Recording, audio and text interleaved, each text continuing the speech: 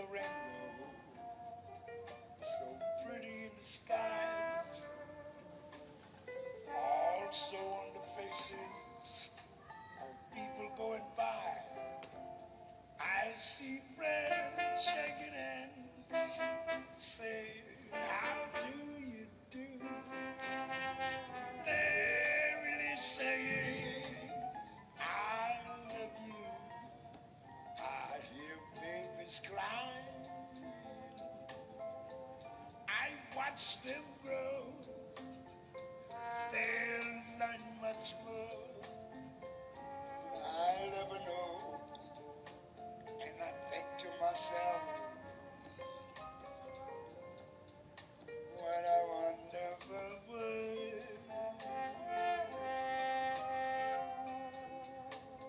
Yes, I think to myself,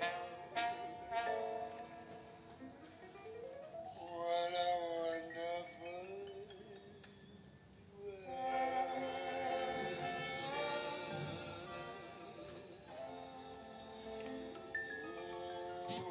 Yeah.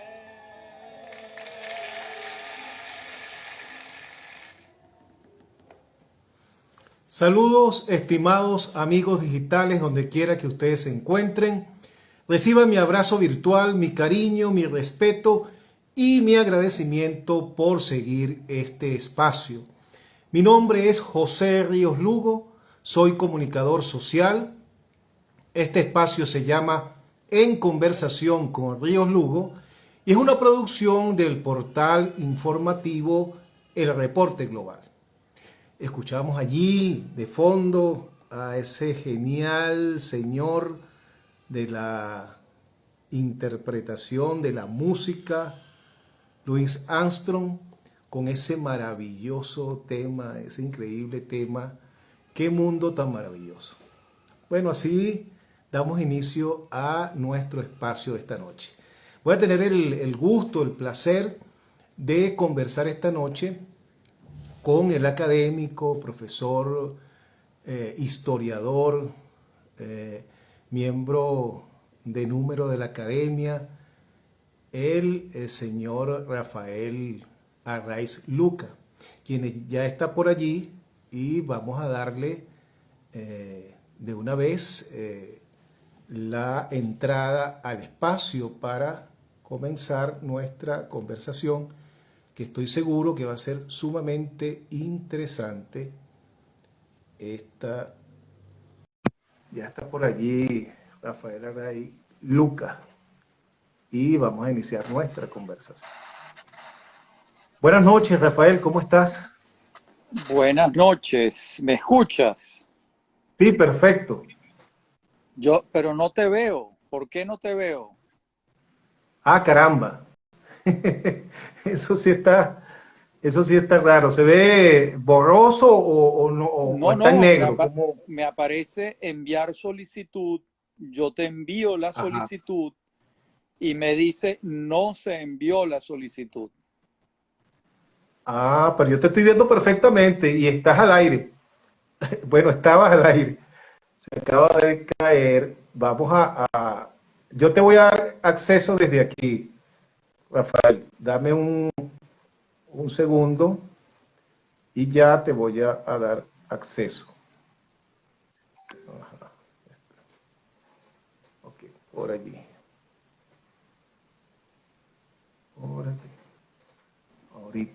Ahorita sí de mejorar. Ajá. ¿Qué tal ahora? No, nada, no te veo. Hagámosla así. No hay más. Bueno, ¿cómo? No hay mucho que ver, Rafael, tampoco. Bueno, está bien, adelante. Te escucho. Sí, bueno, un placer tenerte aquí en este humilde espacio, Rafael, y espero que podamos sacar el mayor provecho a esta hora de conversación. Fíjate, Rafael, vale, muy bien, lo primero que quisiera preguntarte es lo siguiente. Mira, visto la historia de Venezuela, que tú la conoces al derecho y al revés, desde 1810 hasta el golpe del 2002, bueno, hemos pasado por guerras civiles, insurrecciones, revoluciones, golpes de Estado. Podemos llamar a Venezuela la República del Bochinche? Bueno, yo creo que no, porque eso es más o menos lo mismo que ha pasado en muchas otras repúblicas de América Latina, de modo que nosotros no nos distinguimos particularmente por eso. Eso es más o menos lo mismo que pasó en Colombia, lo mismo que pasó en Ecuador, en casi todas realmente, ¿no? De modo que lo que hay que considerar es que para todos estos estados modernos, nuevos, que empiezan a fundarse a partir de 1811, el siglo XIX fue muy difícil, la instauración del Estado. Y todavía los estados, las repúblicas de América Latina, le falta camino por recorrer para consolidarse, para institucionalizarse, ¿no? De modo que eso es lo que yo diría, más allá del bochinche. Por otro lado, ha habido periodos de nuestra historia muy serios, donde hemos avanzado. Hay otros periodos en que no, por supuesto, pero no todos han sido periodos de bochincheros, como el vocablo que estás utilizando. Bueno, se le atribuye a Francisco de Miranda. Sí, cómo Esa- no, claro, sí, sí, sí. Está bien.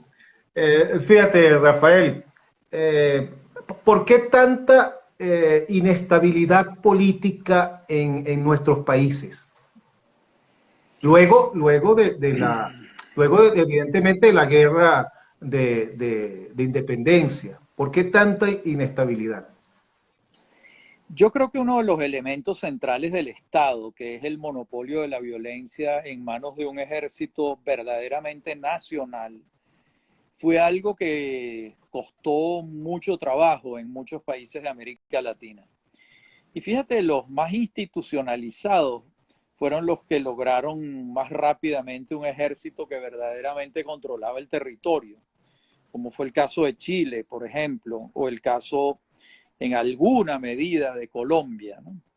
Cuando Venezuela logra controlar el territorio y el ejército nacional deja de convivir con ejércitos regionales. Esto empieza a pasar en Venezuela en el año 1903, con la batalla de Ciudad Bolívar, en la que vence el ejército de Juan Vicente Gómez a Nicolás Rolando. Y empieza a consolidarse el Estado, uno de los elementos del Estado moderno, que es el control del territorio y el monopolio de la violencia. De modo que ese es un elemento central para explicar la inestabilidad. La inestabilidad del siglo XIX y la del siglo XX. Y ya en años recientes, yo diría que más o menos a partir de los años 80, nosotros tenemos cerca de 40 años en América Latina donde casi no quedan dictaduras militares y la democracia avanzó mucho en América Latina.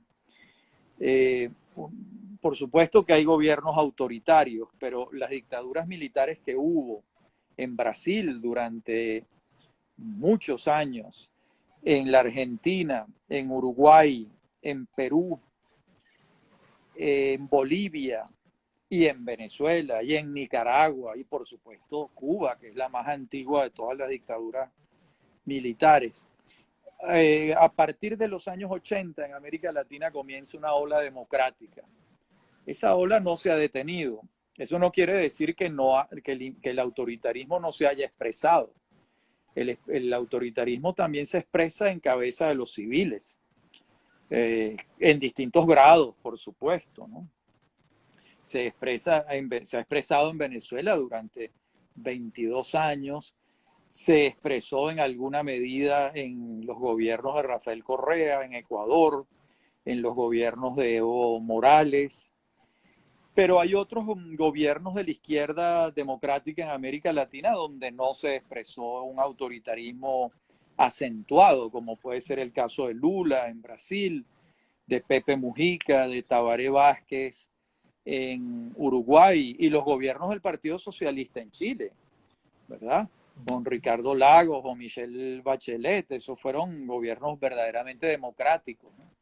Entonces hay que ver la película un poco más, en un sentido más amplio, y ahí es donde advertimos que América Latina, desde el punto de vista de la democracia, sus avances han sido importantes en los últimos 40 años, ¿no? Claro, nosotros somos venezolanos y nosotros el mayor retroceso lo hemos tenido nosotros, pero en el resto del continente más bien ha habido avances en ese sentido. Rafael, fíjate, el liderazgo político venezolano en su historia contemporánea, quienes han gobernado o han ejercido el poder en Venezuela, han estado debidamente formados para ese ejercicio del poder, para el liderazgo político. ¿Qué pudiéramos decir al respecto? Bueno, yo creo que una generación muy bien formada, que se fogueó en lecturas, en talleres, en exilio, en una vocación intelectual importante, que es la generación del 28. Ahí están Otero Silva, Leoni, Betancourt, Uslar Pietri, toda esa generación de muchachos que en 1928 tienen entre 20 y 24 o 26 años, en algunas etapas de su vida llegan al poder y lo ejercen y tienen una formación bastante buena en relación con la que había antes, ¿no? También diría que la generación del 36, integrada por Rafael Caldera, por Lorenzo Fernández, por Víctor Jiménez Landines, etcétera, era una generación también bastante bien formada. Incluso la generación del 58, donde están personajes como Eduardo Fernández, Joaquín Marta Sosa, Gustavo Tarre, por nombrar algunos, también tienen una buena formación intelectual y política, es decir, hicieron las lecturas, ¿no? Las generaciones más recientes, uno tiene la impresión de que falta todavía formación, que faltan talleres, que faltan lecturas, que faltan discusiones, que faltan asesores que completen esa formación intelectual que es indispensable en todo político. Con una observación, las generaciones estas que mencioné, el 28, el 36, el 58, por más que tenían una formación intelectual bastante buena, casi todos carecían de formación económica y eso hoy en día no es posible. Es decir, si tú quieres gobernar, tú tienes que saber de economía. Ya no hay alternativa. O sea, tú no puedes ignorar los estudios económicos, no puedes ignorar el funcionamiento económico de las sociedades liberales, de los errores del socialismo a lo largo de toda su historia. Tienes que tener una formación económica. Hoy en día a mí me parece eso fundamental, por dar un ejemplo, ¿no? La historia del mundo que demuestra que quienes, los intelectuales que han gobernado, lo han hecho mejor que los que no siendo intelectuales también le ha tocado gobernar. O sea, es una condición sine qua non la intelectualidad, el conocimiento amplio para el ejercicio del gobierno, o no precisamente, o no solamente se limita a tener una formación amplia. No es una garantía, no lo es, pero uno nota que grandes líderes políticos del siglo XX, por ejemplo, tenían una formación intelectual valiosa. Winston Churchill no solo tenía una gran formación intelectual, sino que era un escritor de primer orden. Los 5 tomos de Churchill de la historia de la Segunda Guerra Mundial son un monumento. Gandhi tenía una formación intelectual importante, graduado en Cambridge, había hecho las lecturas hinduistas que había que hacer. Franklin Roosevelt era un hombre bien formado. Uno nota cuando los líderes tienen una formación importante, aunque debo advertir que personas sin una gran vocación intelectual pueden desarrollar gobiernos exitosos. Por supuesto que sí, que lo pueden hacer, ¿no? Ahora, cuando además tienen una buena formación, pues yo creo que ahí hay un plus que hace la diferencia. Es, por ejemplo, el caso de François Mitterrand en Francia, o el caso de Václav Havel, ¿verdad? En Checoslovaquia, el caso de Barack Obama.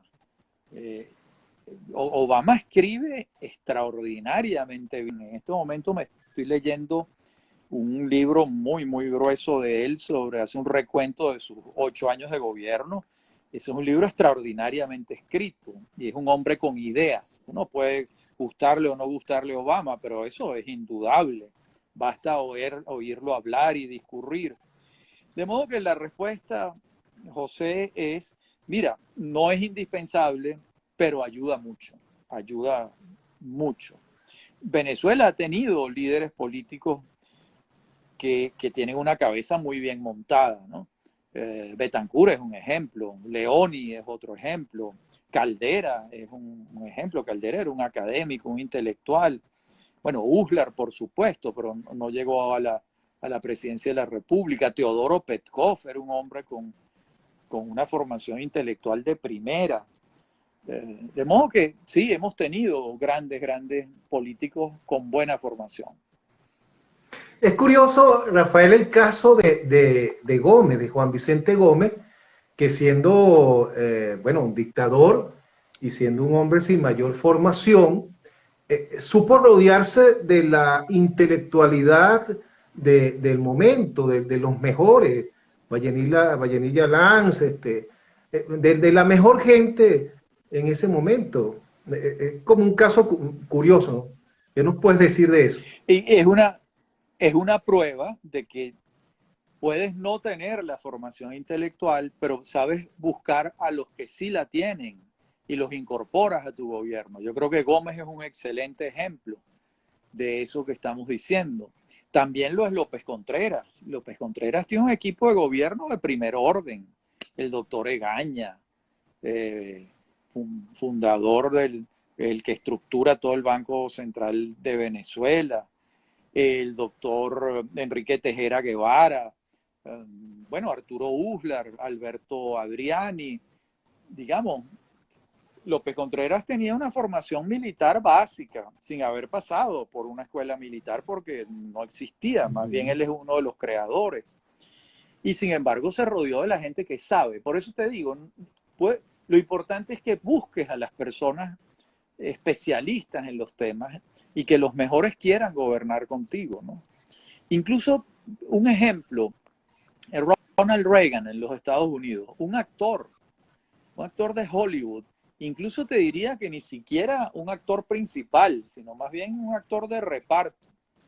Hizo 2 muy buenos gobiernos con crecimiento importante de la economía de los Estados Unidos.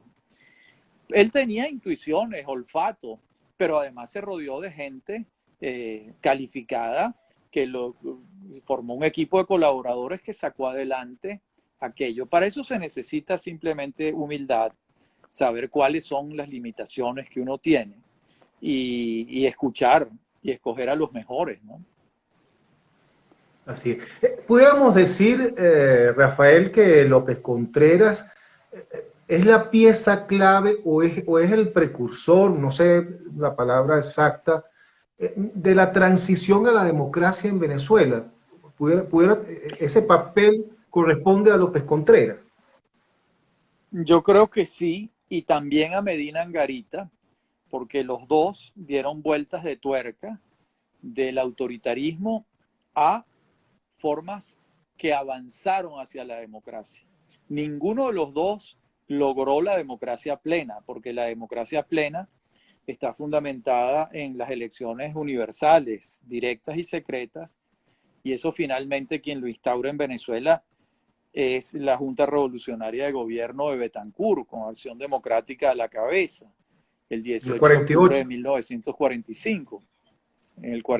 Las elecciones ya del 47 para la Asamblea Nacional Constituyente ya votaron las mujeres, ¿no?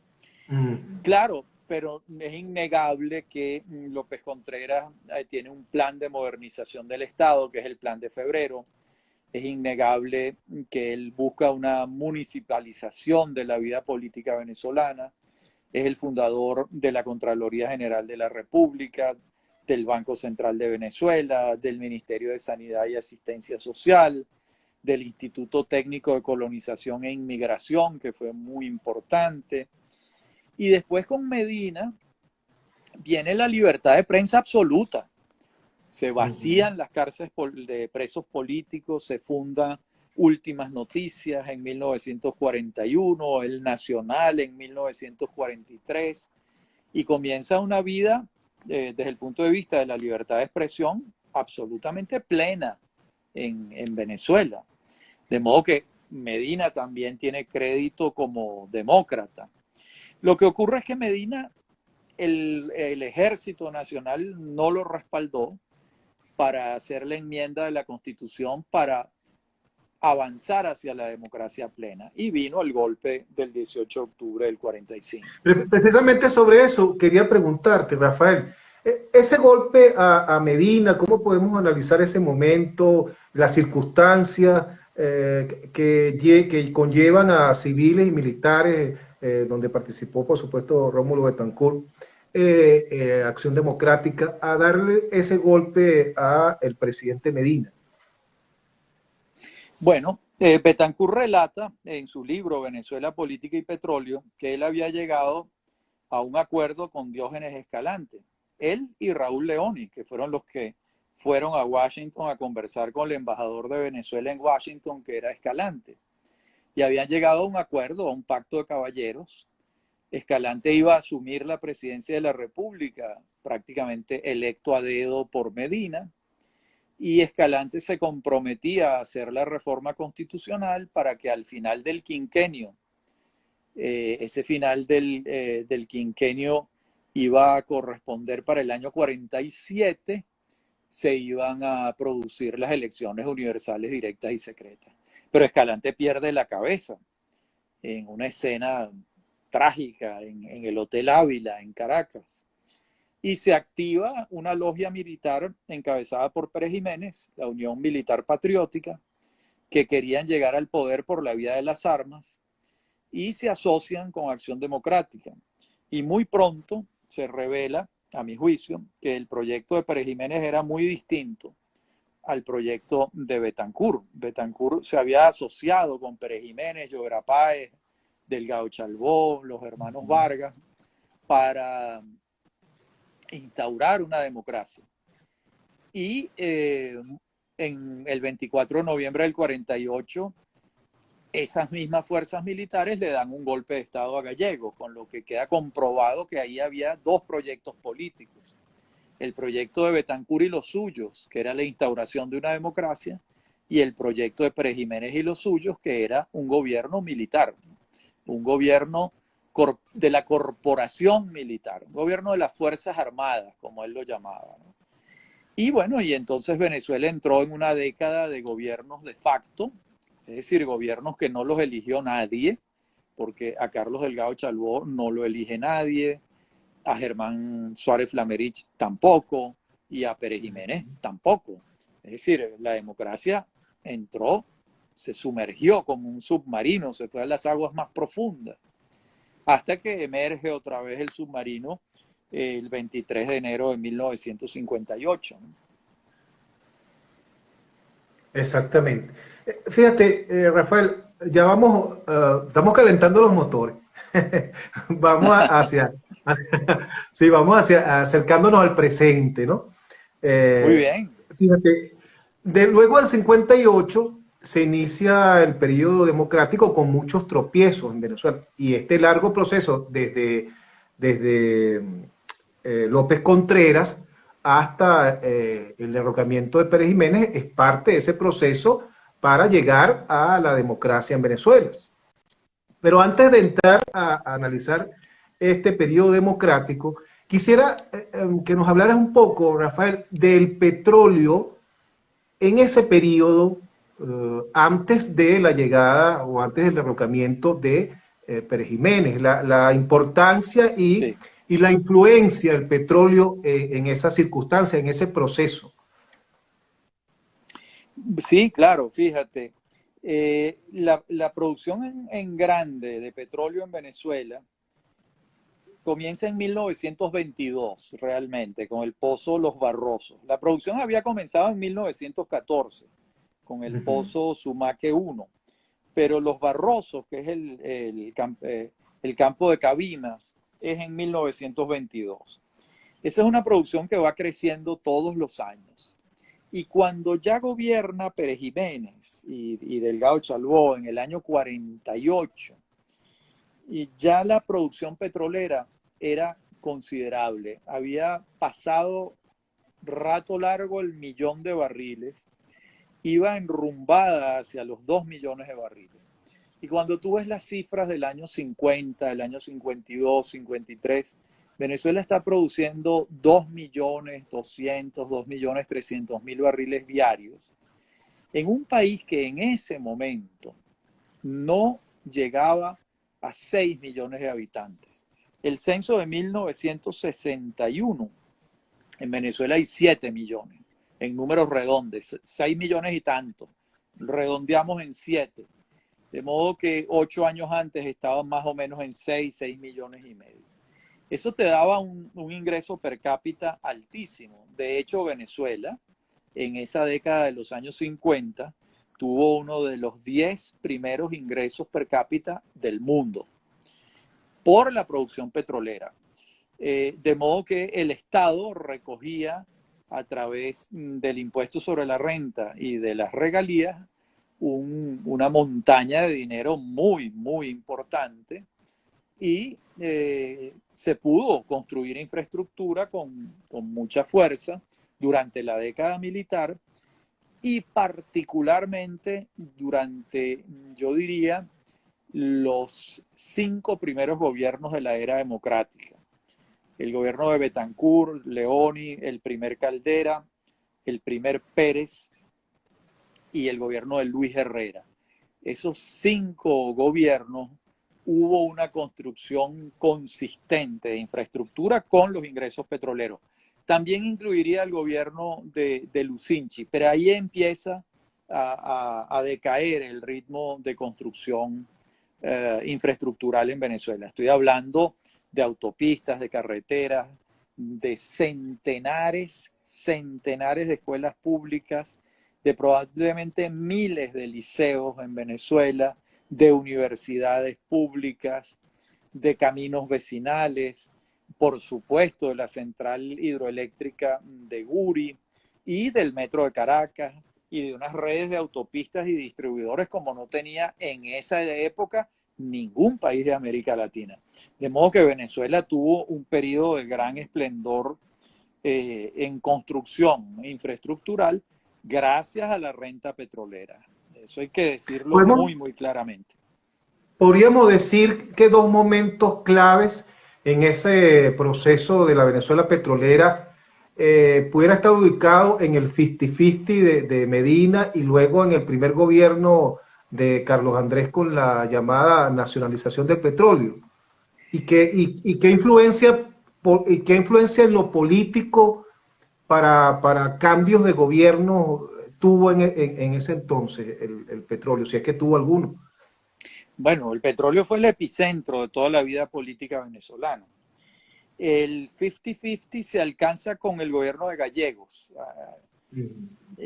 Hay un mito de creer que ocurrió durante el gobierno de Medina. Durante el gobierno de Medina se hicieron las leyes para que el 50-50 pudiera ocurrir, pero no ocurrió. Y el que finalmente lo decreta por un decreto presidencial es Rómulo Gallegos, 13 días antes de que le dieran el golpe de Estado. Ese es un momento importante, es decir, el proyecto del Estado venezolano era avanzar cada vez más en el porcentaje de la renta petrolera. Entonces, cuando se llega a 50% fue un avance. Hay un gobierno donde hay un avance muy grande, que es el gobierno de Edgar Sanabria. El 18 de diciembre de 1958, Sanabria decreta pasar del 50 y 50 al 63% a favor del Estado, 37% a favor de las concesionarias. Es un momento, digamos, un punto de inflexión en ese camino del Estado venezolano de adueñarse de la casi totalidad del petróleo, ¿no? Y eso culmina con la estatización del petróleo en el primer gobierno de Carlos Andrés Pérez. Por supuesto, hoy en día, revisando todos esos hechos, se avanza hacia una suerte de consenso de que eso fue un error, de que la estatización no le trajo grandes ventajas al país. Incluso los países que estatizaron sus industrias petroleras en esos mismos años junto con Venezuela han comenzado un proceso de privatización. Es el caso de Arabia Saudita, que está vendiendo acciones al sector privado de la industria petrolera estatal. También lo ha empezado a hacer Kuwait. Porque realmente durante años hubo el mito de que una vez que el Estado controlara el 100% de la industria petrolera, iba a contar con grandes recursos. Pero la verdad es que la experiencia nos enseña que grandes países petroleros del mundo, como pueden ser los Estados Unidos, no son dueños de las industrias petroleras. Las industrias petroleras son industrias privadas que le pagan impuesto al Estado por su trabajo, y de ahí viene la riqueza del Estado, del pago de las regalías y del impuesto sobre la renta de las industrias petroleras. Yo creo que la tendencia en el mundo de vuelta va hacia esto, creo yo, y esto va a coincidir con lo que ya está pasando, que es un declive de la importancia del petróleo en el mundo. Eso va a tomar muchos años en que el petróleo deje de tener importancia, pero eso todos los años en el porcentaje energético del planeta crece la energía eólica y la energía solar, y el petróleo disminuye poco, pero va disminuyendo. Y la tendencia en el mundo es que se reduzca dramáticamente la energía fósil, porque de lo contrario vamos a causarle daños ambientales al planeta muy, muy severos. Los venezolanos tenemos que tener claro eso en relación con nuestro futuro inmediato y a largo plazo. En lo inmediato, pues por supuesto, lo que se impone es la recuperación de la industria petrolera, ¿no? Rafael Quiroz, que estuvo recientemente aquí en el programa, nos dice que por lo menos quedan 200 años, me quedan 200 años por lo menos al petróleo como Sí, energía en el mundo. como le quedó al carbón. Fíjate, Ajá, todavía el carbón se utiliza en el mundo. El petróleo comenzó a utilizarse en 1859. O sea, ya tenemos 170 años usando petróleo, y todavía más o menos el 10% de la energía del mundo es carbón. Entonces, con el petróleo pudiera pasar lo mismo. Por eso te digo, empieza a declinar, se seguirá usando. Claro que muchos años seguramente, pero empieza su declive, ¿no? exacto. Bueno, entramos, se da el derrocamiento de Pérez Jiménez y entramos en el periodo democrático con el pacto de Punto Fijo, ese hecho trascendental en la historia del siglo XX venezolano. Y ocurren tres gobiernos sucesivos, Rómulo Betancourt, hasta llegar al primero de Caldera, donde el país, bueno, venía muy pujante, un desarrollo, como tú lo explicabas hace poco, en general, escuelas, masificación de la educación, represas importantes. ¿Cuándo o cómo podemos marcar el momento, Rafael, en que empieza de alguna manera el freno a ese empuje que traía el país y el declive, no sé si llamarlo de esa manera, de ese periodo democrático que vivió el país en el segundo, en los segundos 50 años del siglo XX?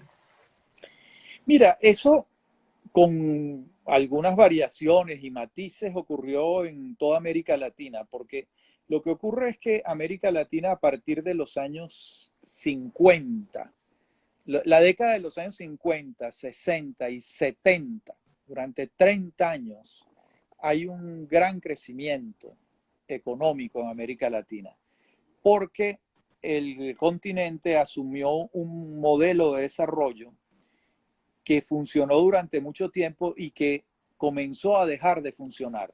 Me refiero a la ICI, a la industrialización sustitutiva de importaciones. ¿El modelo cuál era? El Estado coloca barreras arancelarias a los productos importados, financia la creación de parques industriales en manos de la empresa privada y comienza un proceso de industrialización en América Latina y de crecimiento económico. Eso funcionó. Funcionó hasta que todo ese ensayo condujo a que se saciara, se alimentara, se asistiera a los mercados internos. Pero llegó un momento que todos los países de América Latina tenían el mismo esquema y ninguna de las economías podía crecer hacia afuera. Todas estaban creciendo hacia adentro, dentro de unos esquemas de protección por parte del Estado que no eran competitivos y que terminaron llevando a que esas economías fuesen ineficientes. Y eso es lo que se desmonta en toda América Latina a partir de 1989. Eso coincide con la caída del muro de Berlín, con la desaparición del socialismo real en el mundo y con la aparición del consenso de Washington.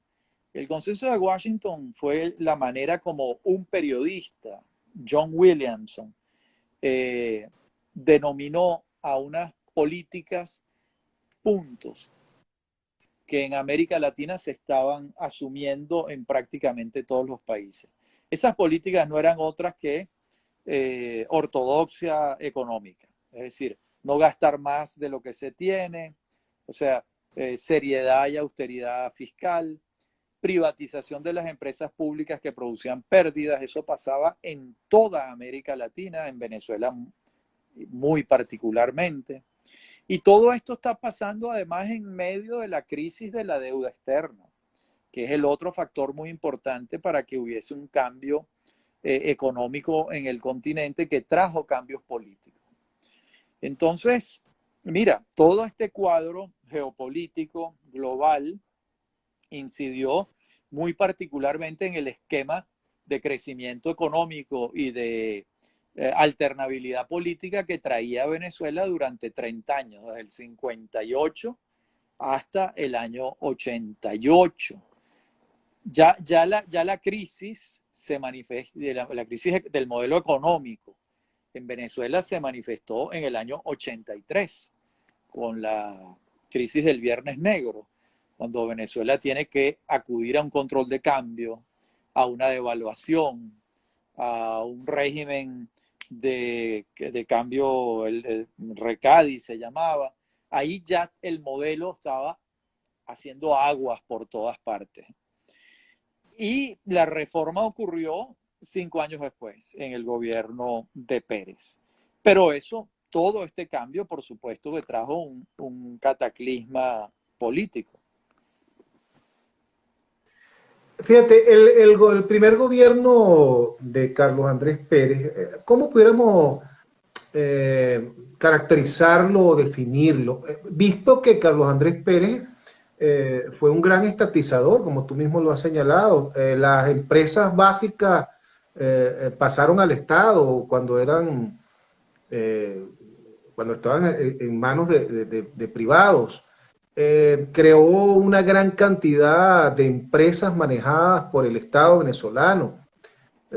¿Qué caracterizó ese primer gobierno de Carlos Andrés Pérez que cambió de alguna manera tanto el aspecto económico en el país?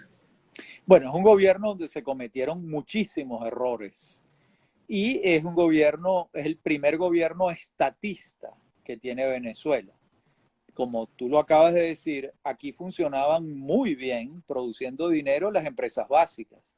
Benalum, Alcasa, Sidor, Ferrominera, que eran empresas que eran muchas de ellas, no todas, muchas de ellas de capital mixto.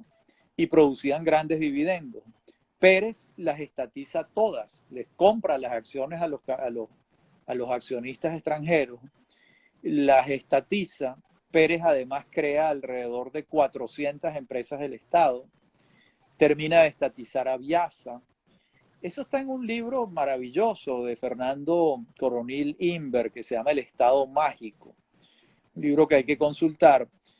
Y ahí comienza la Venezuela estatista, el Estado se convierte en un empresario, el Estado comienza además a endeudarse tremendamente en ese periodo y en el de Luis Herrera también. Y te diría que digamos, a los ojos de hoy se cometieron muchísimos errores, ¿no?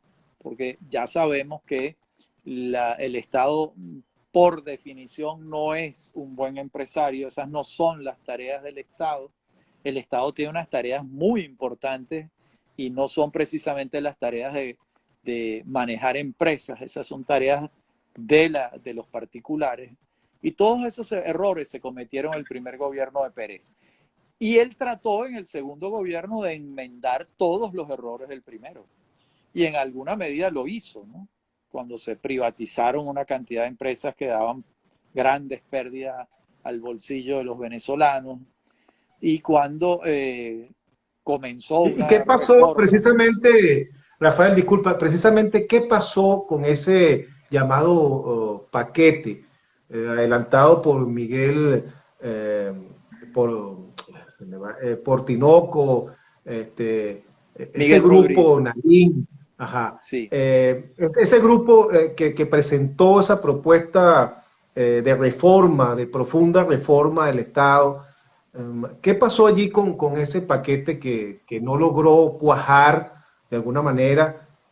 ¿Era el camino adecuado ese que presentó Carlos Andrés en su segundo gobierno tratando de enmendar los errores del primero? No me cabe la menor duda de que era el camino. Ese proyecto lo diseñó Miguel Rodríguez con Pedro Tinoco. En efecto, Moisés Naím también participó allí. Era un proyecto de racionalización de la vida económica y política venezolana con grandes reformas. ¿Qué falló allí? Yo creo que falló el papel de Pérez. Pérez era el líder político llamado a vender ese proyecto. Ese proyecto que él estaba implementando era en alguna medida la némesis, la negación de lo que había hecho Acción Democrática durante buena parte de su existencia. Y ese proyecto que era inevitable implementar, quien tenía que venderlo públicamente con sus habilidades políticas era Pérez. Y pareciera que Pérez falló en esto. Y le empezaron a salir muchísimos adversarios al gobierno de Pérez. Desde un comienzo el Caracazo, después los notables, después los empresarios acostumbrados a vivir en una economía protegida. Un sector de ellos, no todos, pero un sector de los empresarios se opuso a la liberalización de los mercados, no querían dejar de estar protegidos por el Estado. Otros se montaron sobre ese proyecto y avanzaron exitosamente hasta el sol de hoy. De modo que mi impresión es que a Pérez le salieron unos cuantos enemigos por todas partes. Pérez yo no creo que enfrentó la rebelión que estaba ocurriendo con las habilidades políticas que él había demostrado en su primer gobierno, porque las tenía sin la menor duda. Algo pasó con él.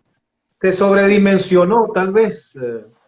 Yo creo que sí, que Pérez se sobredimensionó, que lo asistió cierta desproporción, si pudiéramos llamarlo, cierta arrogancia.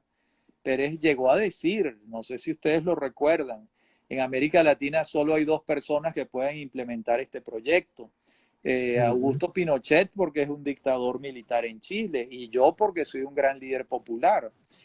Y fíjense que no era así. O sea, creo que lo que has dicho la palabra indicada, yo creo que Pérez se sobredimensionó. Además, Pero creo que era en ese entonces vicepresidente de la Internacional, no estoy socialista, seguro. por Ajá. supuesto. Y era uno de los líderes del planeta. Era un líder mundial, levantaba el teléfono y cualquiera le atendía el teléfono. Eso a la gente, si no estás muy bien plantado psicológicamente, eso enloquece a cualquiera. Yo creo que la palabra indicada es la que tú has dicho, se sobredimensionó. Cometió dos errores. Sobredimensionó sus capacidades y algo más grave, subestimó la de sus adversarios. Subestimó a sus Que adversarios. es peor, Grave, que es que peor. es peor, es peor. A los adversarios hay que tenerles mucho Y, cuidado. e incluso los adversarios internos dentro del propio Acción Democrática. Claro, si esos fueron los peores, esos fueron los peores. Además, no le aprobaron una cantidad de cosas en el Parlamento, pero Pérez los trataba también muy mal a ellos, había una relación muy tensa entre el partido, entre su partido de Acción Democrática y Pérez, porque Pérez sentía con razón que había llegado a la presidencia de la República por su prestigio personal y no por el apoyo del partido. Entonces eso creó también una relación con el Claro, porque partido. además veníamos de un pésimo gobierno de Lucinchi. Sí, exactamente. Y Pérez se había montado sobre la ola de ese descontento. Pero oye, cuidado, porque Lucinchi es el presidente de la República que sale de la presidencia con mayores niveles de aceptación. Tenía 66% de aceptación. Después fue que supimos que había sido un gobierno con muchos errores. Sí, lo Que engañaron, ¿te acuerdas que lo engañaron? eso dijo Esa él. famosa frase. Sí, sí. En todo caso, esas reformas que hace Pérez no podemos verlas aisladamente. Esas reformas las hace Gaviria en Colombia, Salinas de Gortari en México, Carlos Menem en la Argentina, Collor de Mello en Brasil. Eran las reformas que estaban haciendo todos los países, porque lo que había pasado en el mundo es que las economías protegidas de corte estatista o socialista habían desaparecido porque la Unión Soviética se había derrumbado. Entonces, no podemos ver las reformas de Pérez como unas reformas aisladas. Eran unas reformas continentales, que son las que se han llamado el consenso de Washington, ¿verdad? Y en el caso nuestro, a Pérez le tocaba convencer al país y a su gente de que eso era lo que había que hacer. Y pareciera que él allí falló. No supo vender sus propuestas al Sí, país. esa es la impresión que uno tiene. Y tuvo muchos enemigos, injustificados algunos, Como justificados Absalón. otros.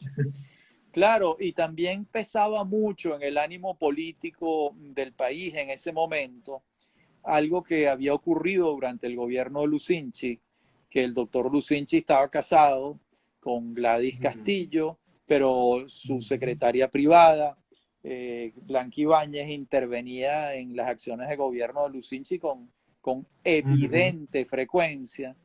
Y cuando llega Pérez a la presidencia de la República, su secretaria privada, ya no era secretaria de él, pero su mujer de ese momento, Cecilia Matos, también tenía injerencia en los asuntos públicos. Eso creó una situación de malestar político que sus adversarios alimentaron, que sus adversarios explotaron esas debilidades tanto de Lucinchi como de Pérez en relación con sus consortes.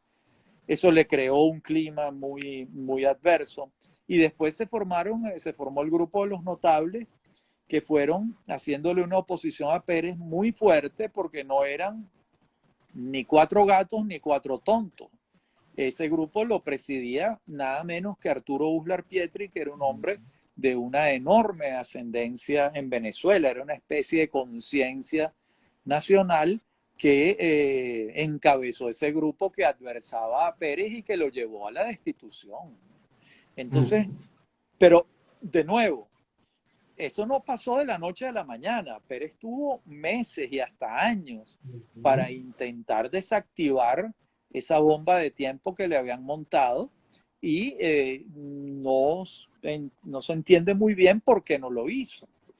Y finalmente lo destituyeron, ¿no? Se fue quedando solo, sin apoyos, el partido suyo le retiró el apoyo y finalmente lo terminaron destituyendo.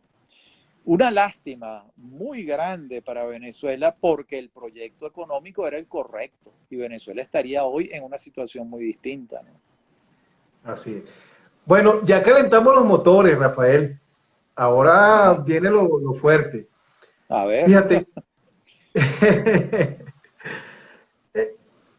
¿cómo llegamos a la revolución del siglo XXI, a la revolución bonita, al chavismo? ¿Qué conlleva a que el país se embarcara en este movimiento que vendió el señor Hugo Chávez Frías? Bueno, yo creo que ahí funcionó mucho una tendencia política remarcada durante todos esos años, que fue la antipolítica. Se fue creando una matriz de opinión importante a través de los medios, según la cual los políticos eran corruptos e ineficientes y que había que salir de ellos, y que había que salir de la política y había que montarse en algo diferente, ¿no?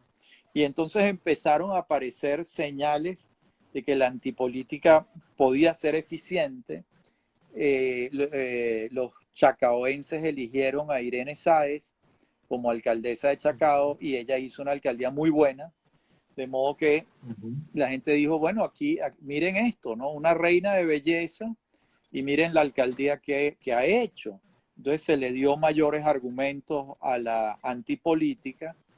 Los partidos políticos contribuyeron a esta ola, pues inmersos en contradicciones, en un sistema clientelar, en corrupción, y le dieron argumentos a la antipolítica. Y llegamos a las elecciones del año 93, donde ya la antipolítica estaba sobre la mesa y termina ganando las elecciones Rafael Caldera, enarbolando esa bandera en alguna medida, no totalmente. Y en las elecciones del 98, los dos candidatos, tanto Hugo Chávez como Enrique Salas Römer, eran antipolítica.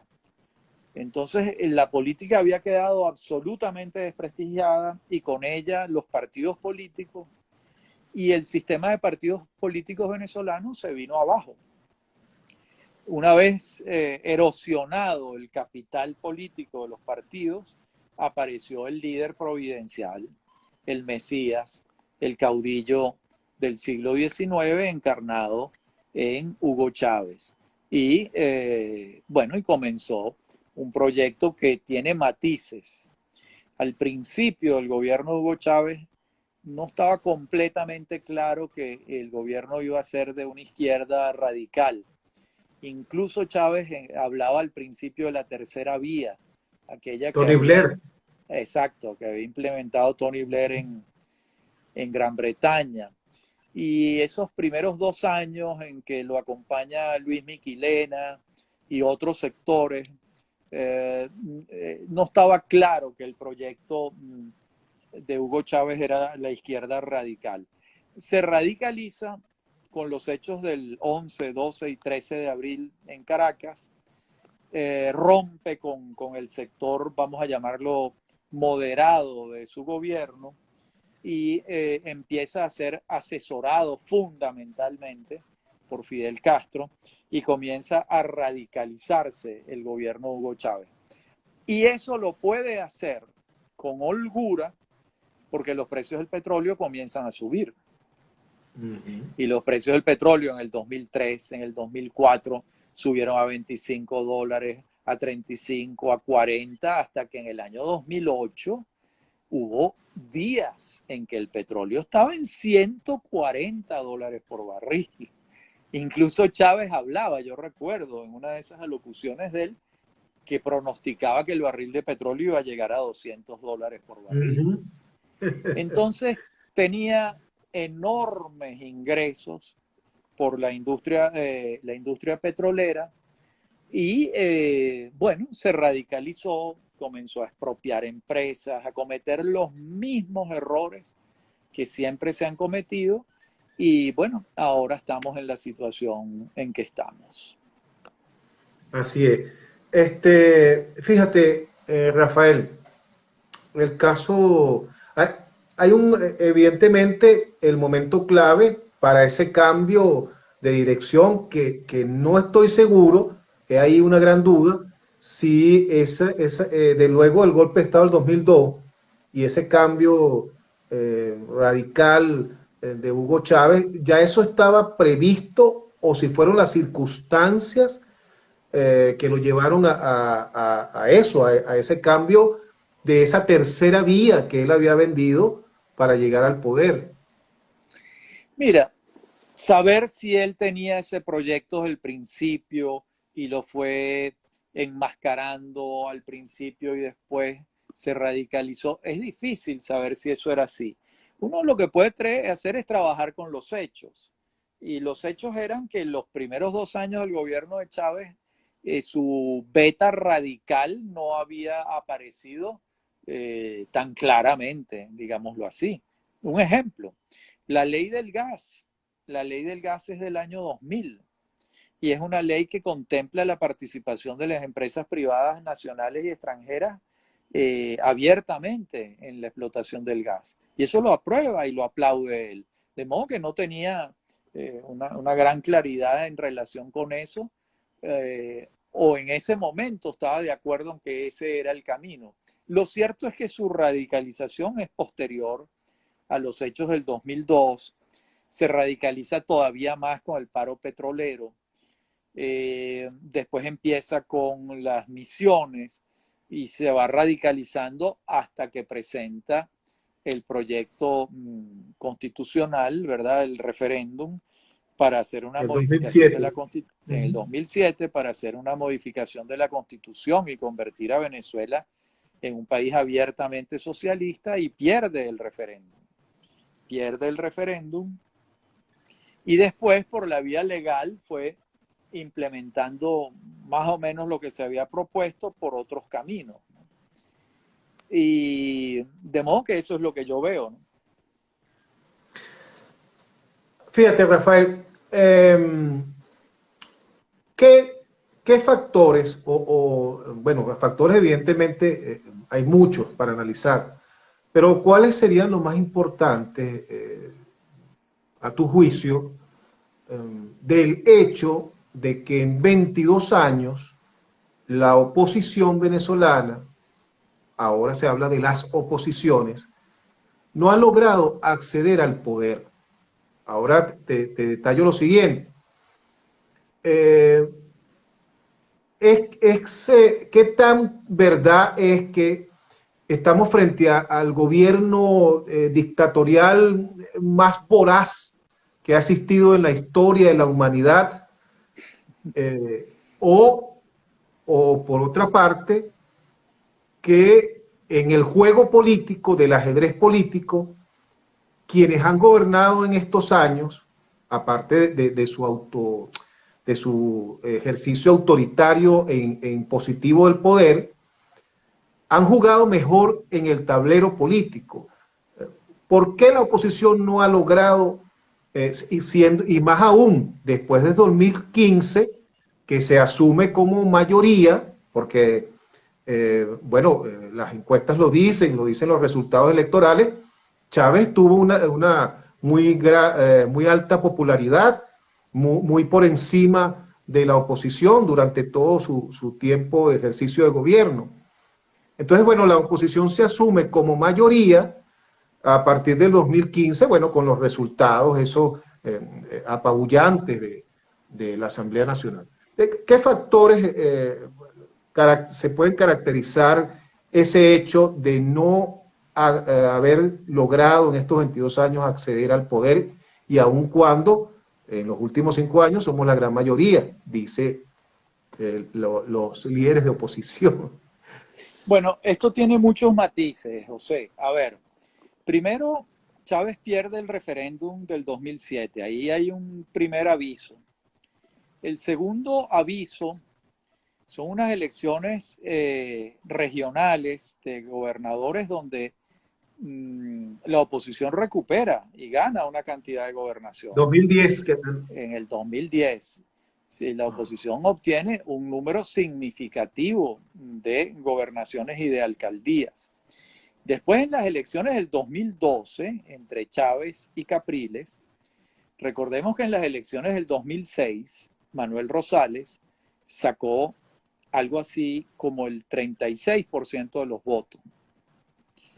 Y en las elecciones del 2012, 6 años después, Enrique Capriles sacó el 44, casi el 45% de los votos.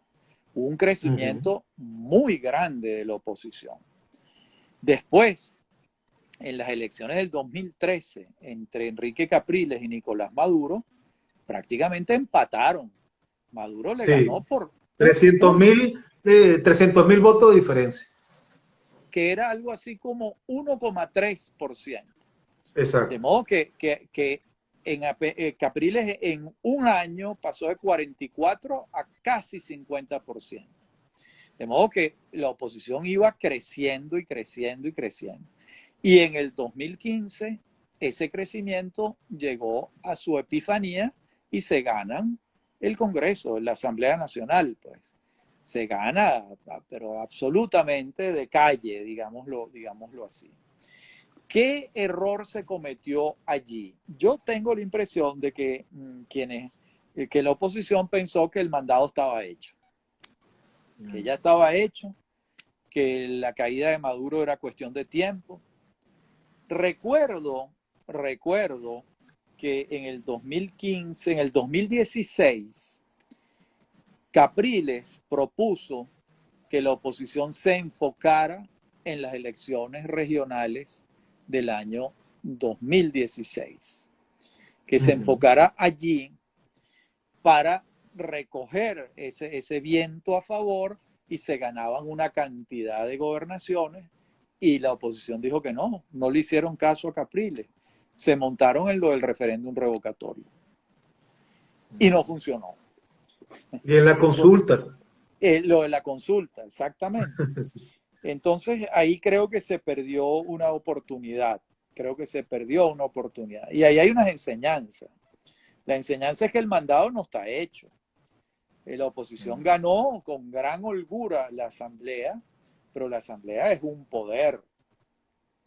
El poder ejecutivo, que es el que administra el presupuesto nacional y el que tiene el control de las Fuerzas Armadas, es, digamos, el poder definitivo, el más importante, y ese no se había alcanzado. Había que prepararse para alcanzarlo. Y bueno, ahí todas las políticas del madurismo cambiaron en relación con lo que venían haciendo y uno nota que, bueno, empezó una campaña bien pensada y orquestada de desprestigio del voto, de ir minando la confianza de la gente en Venezuela en las elecciones, que para qué, etcétera. Y bueno, y llegamos a las elecciones del 2018, donde participó muy poca gente y las ganó Maduro, obviamente, fue una participación muy, muy reducida. Ahora, una pregunta, Rafael. Si veníamos también dentro de lo malo, porque como tú señalas, bien, desde el 2010 empezó a crecer la oposición en votos. Capriles estuvo a punto de ganar las elecciones. Dicen los técnicos que 15 días más de campaña y hubiese logrado y gana Capriles. Pero luego caímos, hubo una caída libre en el 2014 donde se dieron una serie de protestas, de trancazos, de lo que llaman guarimbas. Pero, y luego, bueno, creo que eso se llamaba la salida, ¿no? Se llamaba la salida. La salida, sí. La salida.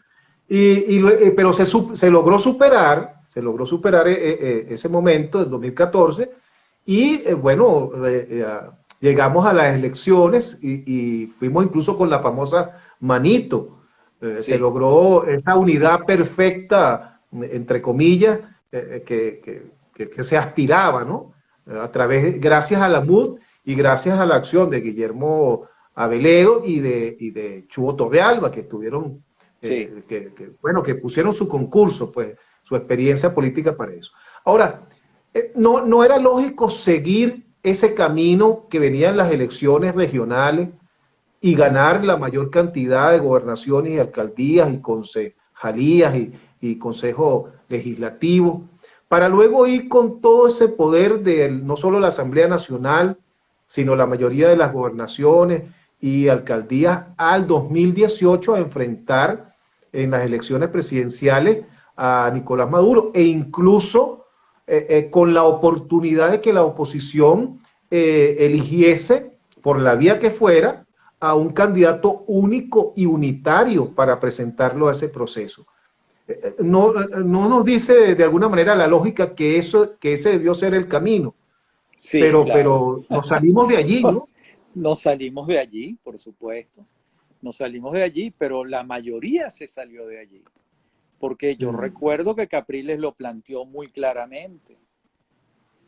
Y fíjate, es curioso, porque Capriles había sacado casi el 50% de los votos, tenía un respaldo popular enorme. Plantea que ese es el camino y el grueso de la oposición dice que ese no es el camino, que el camino es la salida. Y bueno, empezamos a transitar ese camino y finalmente, pues, los autores de todo ese proyecto político hace 15 días o 3 semanas dijeron que no, que el camino es electoral. Ante esa situación, bueno, pero eso se dice con tanta facilidad, pero estamos hablando de 5 años en que vivimos de todo, ¿no? En que Así es, murieron 170 muchachos en el 2017, lamentablemente. así es. Bueno, hubo atentados, golpes, golpecitos. Pues yo no sé si lo del 30 se puede calificar como golpe, ¿no? Algunos dicen que es el golpecito de los topochos. Totalmente. Todos Sí, los, el todos los caminos, mercenario, todo eso. todos los Todo ese caminos. proceso traumático, ¿no? Pero bueno, llegamos al presente y como tú acabas de señalar, estos factores que decidieron sacarnos de la vía electoral en el 2016 en adelante y transitar esos caminos extraños, ahora están volviendo a la ruta electoral. Eso indudablemente es un avance y es 100% positivo. Pero Sin de la cara, menor duda, sin sin la la menor duda. menor duda, sin la menor duda. Y lo que hoy salió de la plataforma Un que comunicado. propuso el comunicado al que se adhieren Enrique Capriles y Stalin González, eso son buenas noticias, ¿no? Esas son buenas noticias. Yo creo que todo esto está determinado por el cambio de la presidencia en los Estados Unidos. Donald Mm. Trump, Donald Trump durante 4 años, él y sus voceros dijeron que todas las opciones estaban sobre la mesa. Al decir eso, se leyó claramente en Venezuela que la opción militar era inminente, inminente. A eso se añadió que 60 o 50 países del mundo reconocieron a Guaidó como presidente de la República. Entonces se pensó, bueno, aquí ya no falta nada. Viene la opción militar, estamos listos. Resulta que la opción militar nunca estuvo sobre la mesa. Ganó Joe Biden. Biden es un Y político. fue una jugarreta, por decirlo de alguna manera, de un personaje tan vivaracho, bueno, un negociador, un hombre de empresa como Trump, para ganar Florida de alguna manera, ¿no? Porque al final no hubo Sí, invasión, no hubo nada de eso, y es que jamás estuvo planteado. así es. Yo no llamaría a Donald Trump un hombre de empresa, pero bueno, eres generoso, eres generoso. Si tú te das un paseo por el Poder Judicial norteamericano, te vas a encontrar con un personaje, pero impresionante, ¿no? Hay Sí. una serie de 3 capítulos con testimonio, un documental bastante bien fundamentado, que lo lleva a uno a pensar, bueno, este es el modelo de empresario. Yo no creo realmente, ¿no? Y en todo caso, como político tampoco lo fue, porque en relación con Venezuela, no me estoy metiendo con la política norteamericana, en relación con Venezuela, colocó ese dogma sobre la mesa, le dio esperanzas a quienes creían que una salida no electoral del gobierno de Maduro era posible y bueno, los resultados están a la vista, ¿no? Cambió, vino Biden les dijo claramente, se lo han dicho de todas las maneras posibles, que no hay salida militar en Venezuela, que no puede ocurrir una intervención militar. Lo han dicho de todas las formas habidas y por haber, y finalmente se convencieron. Y entonces Claro, pero ahora, también el mismo Trump daba señales también importantes, ¿no? Porque Trump nunca fue intervencionista, por lo menos en materia militar. Pero resulta, bueno, yo escribí un artículo el año pasado que le llamé Los pescadores del desespero, de eso que nadie lee,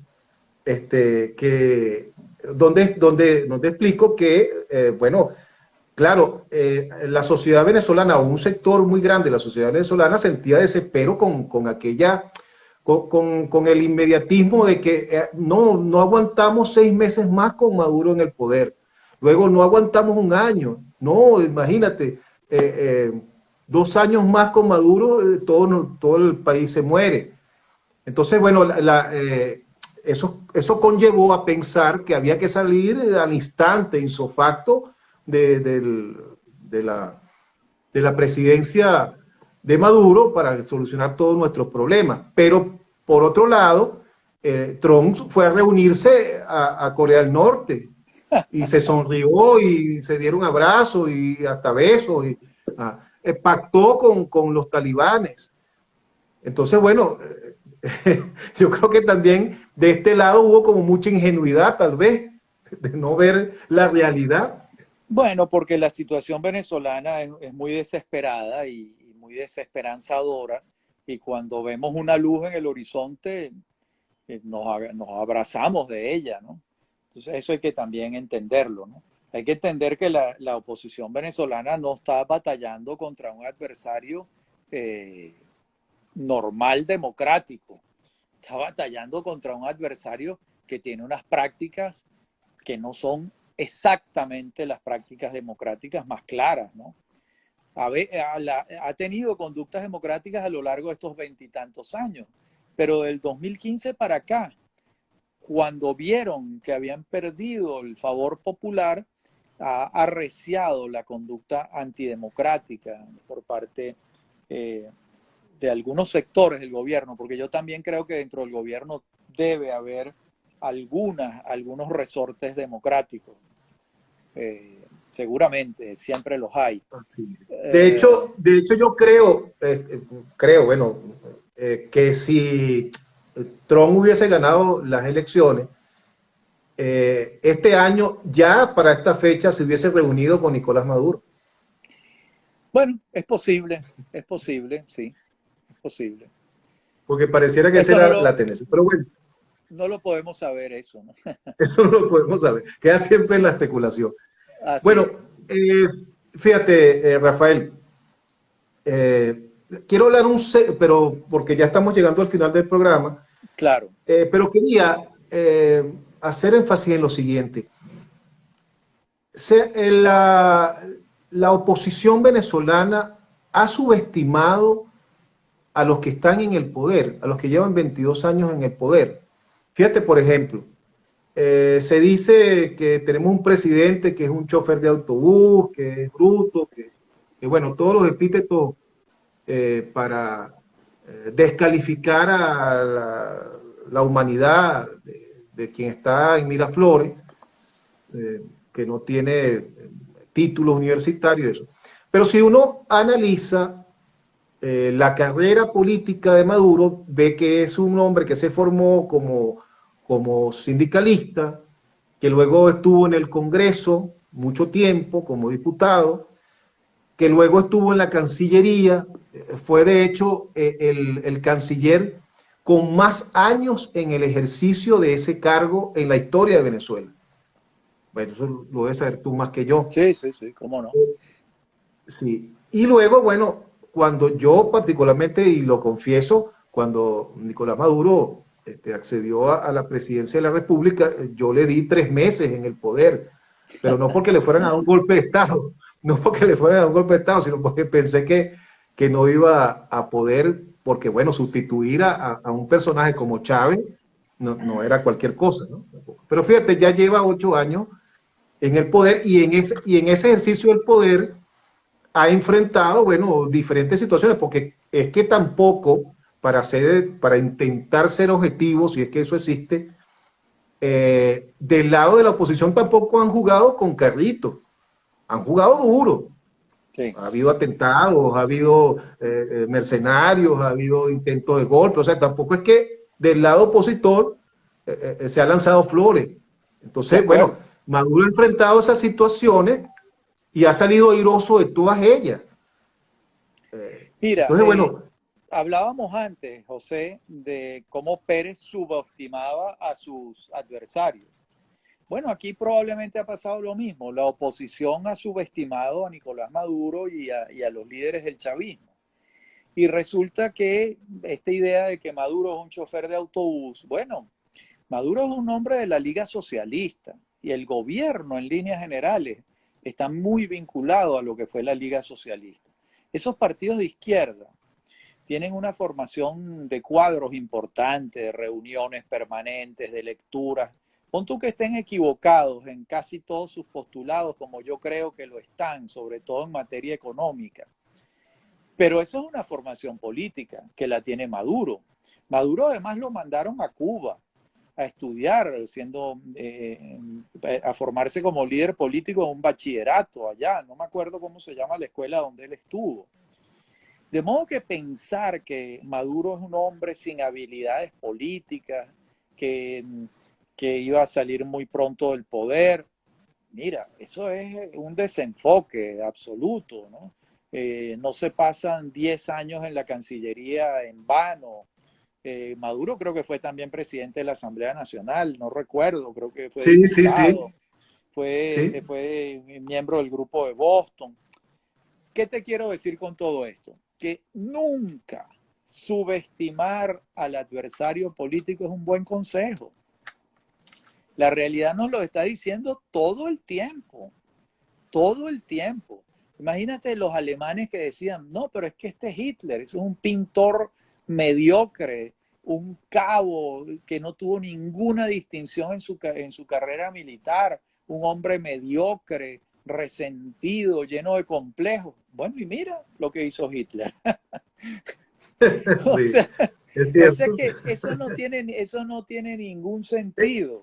Hay que Eso me tomarse... permite, Sí, Esto disculpa. me permite preguntarte, Rafael, sobre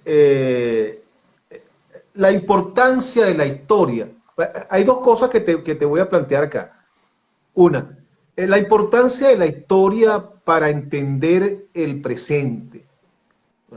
Pareciera que en algunas personas eso como que no está claro, y más en algunos dirigentes, porque incluso pareciera, especulando yo aquí, que conocen muy poco de nuestra historia y mucho menos de la historia universal. Entonces, están como condenados a repetir cosas que tal vez si se observaran no se repetirían. Eso por un lado.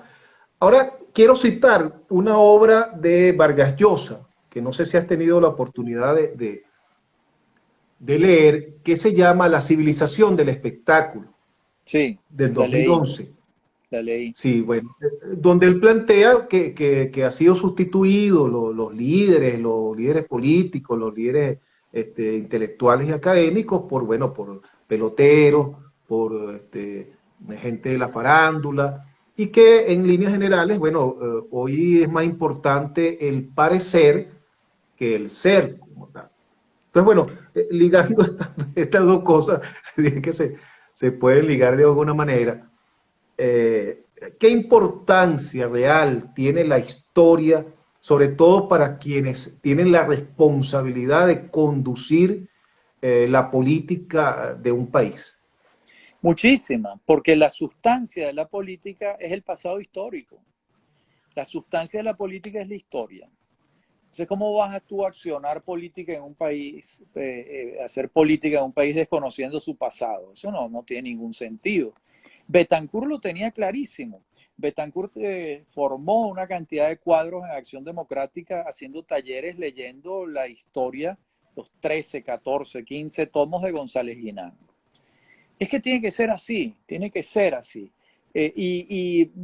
No hay otro camino, porque si no estás actuando un poco en el aire, actúas en el aire, es como que si estás volando sin instrumentos, digamos así, porque no sabes lo que pasó en el pasado, no sabes lo que pasó, no acudes al tiempo pasado. De modo que eso está clarísimo. En relación con lo de Vargas Llosa, ese libro es del 2011 y él estaba observando lo que estaba ocurriendo y la coronación de su argumento fue la elección de Donald Trump. Donald Trump es eso. Pero fíjate, ahora ha venido un cambio en el mundo. Biden es lo contrario. Biden es un político de carrera, bien formado. Durante algo así como 45 años en la política norteamericana. Ha sido integrante del Congreso durante muchos años, 8 años vicepresidente de la República. O sea que los norteamericanos llevaron ahora al poder al antónimo perfecto de Donald Trump. Todo lo contrario de Donald Trump. Entonces, esto puede ser una ola en el mundo de gente volteando a ver a políticos profesionales, buscando en políticos bien formados y con experiencia un camino. Ojalá que lo sea. No lo sé. Así Vamos a ver, lo veremos. el mundo está condenado a la democracia, por decirlo de alguna manera, pero, Rafael, esta democracia de hoy es la misma democracia originaria. Bueno, no, por supuesto que no es la democracia griega, ¿no? Porque en esa democracia griega, pues, había todavía esclavitud, etcétera, ¿no? Pero sí la democracia realmente comienza en el mundo con la creación de los Estados Unidos en 1776. Y desde entonces y hasta la fecha, con el paso del tiempo, cada vez más los países son democráticos. Cuando tú haces la foto del año 1900, que está comenzando el siglo XX, habían alrededor de 15, 20 a lo sumo países democráticos en el mundo. Cuando terminó el siglo XX, la cifra estaba entre 80 y 100. Son 192 estados en el planeta. Al día de hoy, la mayoría de los estados son democráticos.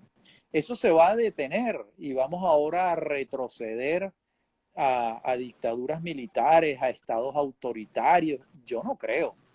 Yo creo que en la medida que la humanidad ha ido avanzando, el valor fundamental de la libertad se ha ido consolidando, los derechos humanos ya son prácticamente universales. De modo que eso no quiere decir que la democracia no tiene grandes problemas por el camino. Los tiene y muchísimos. Pero esas fuerzas siguen avanzando. Habría que precisar, ¿no?, que avanzan las democracias liberales y también avanzan las libertades económicas que pueden darse en regímenes autoritarios. Pero también es un avance de la libertad.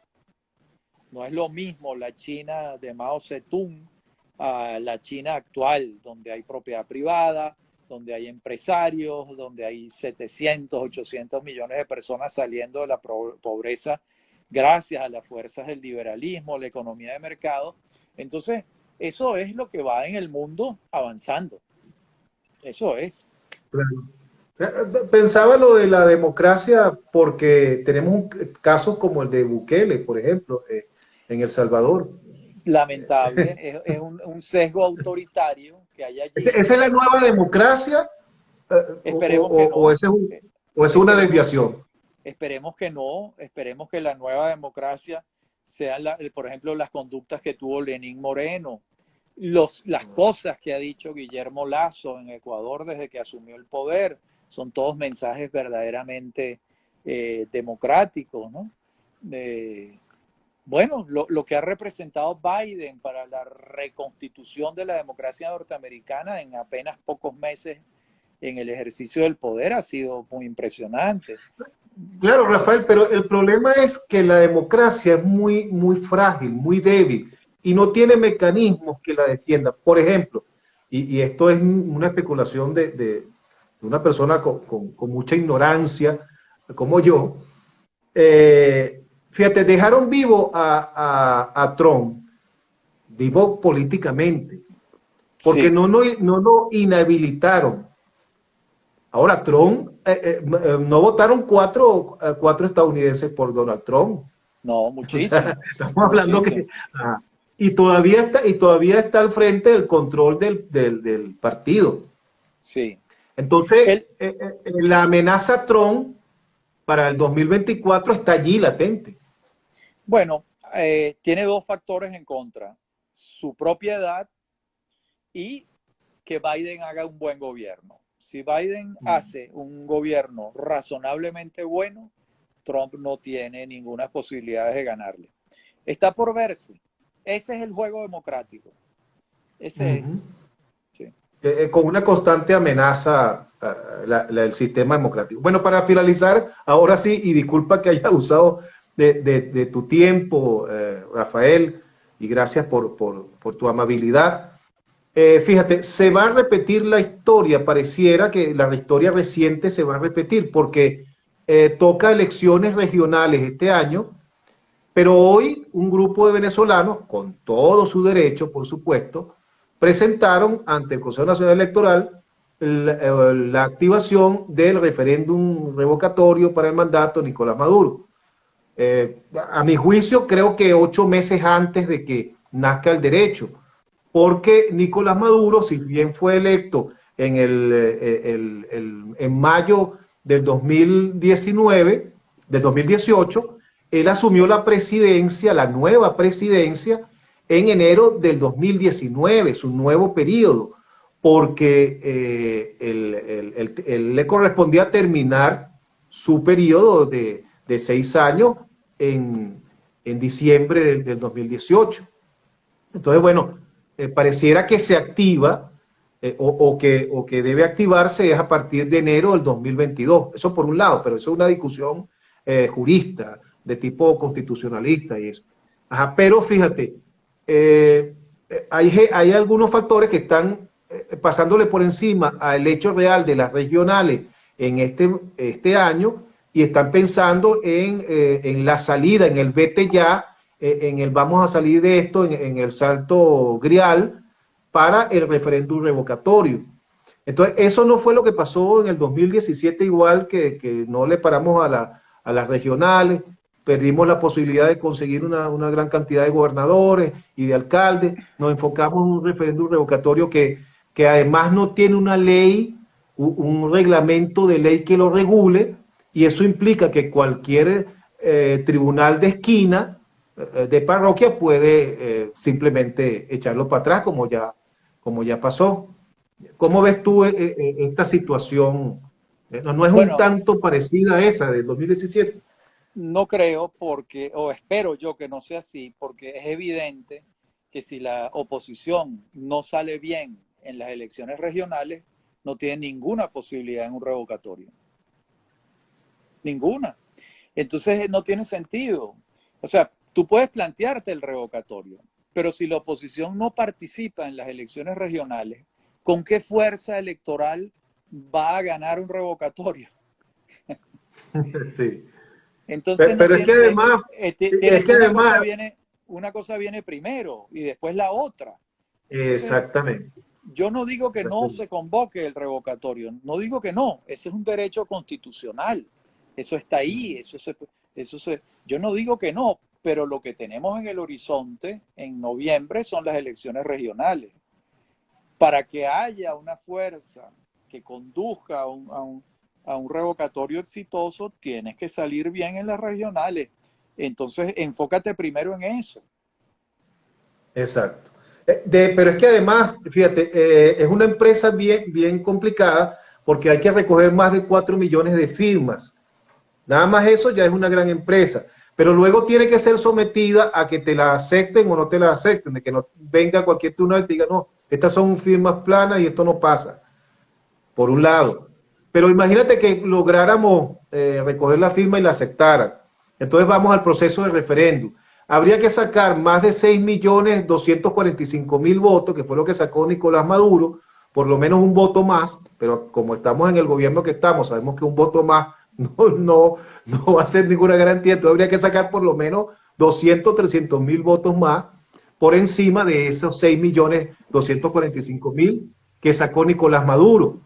Pero pongamos que logramos eso, Rafael.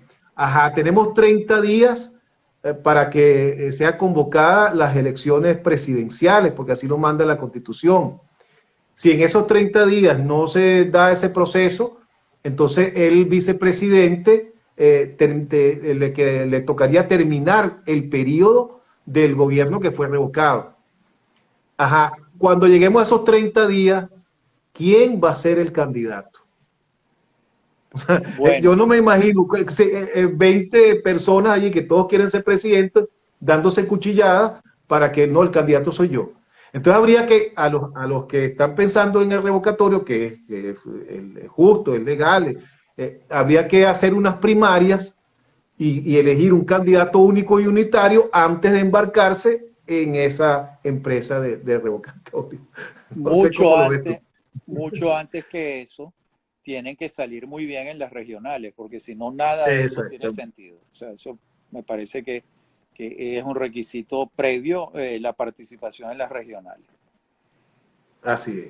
Bueno, Rafael, te damos las gracias de verdad por esta conversación tan pedagógica, por ilustrarnos una vez más. Te invito a que nos invites a seguir tu programa Venezolanos. Claro, con muchísimo gusto. Que lo sigan ahí están los podcasts y los programas, claro que sí, por favor. Así es, están en YouTube, muy fácil conseguirlo, y bueno, de verdad que se aprende mucho escuchando cada uno de los podcasts de Rafael Arraez Luca. Muy agradecido con tu persona, no me viste, Rafael, en esta transmisión, pero en el video sí me vas a ver, en el video resultante que va a quedar en Instagram y que luego nosotros vamos a subir a YouTube. Ahí sí me vas a poder ver. Ok, vale, muy bien. Excelente. Bueno, feliz noche, Rafael, igualmente. A los amigos que nos siguieron, a los amigos digitales, el agradecimiento y nos veremos mañana a las 8 de la noche. Vale, muchas gracias, hasta luego, saludos a todos. Feliz noche. Feliz